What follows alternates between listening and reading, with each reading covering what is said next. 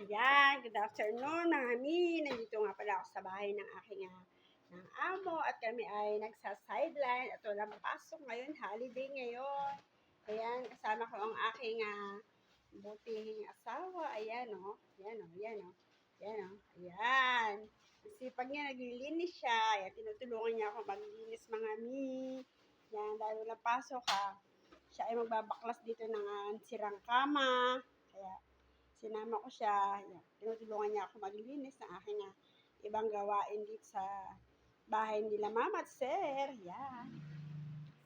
Mami, kaya maya na ako mag-engage mga mi at busy pa ang inyong mima sa aking sideline. Thank you for watching po. Bye-bye.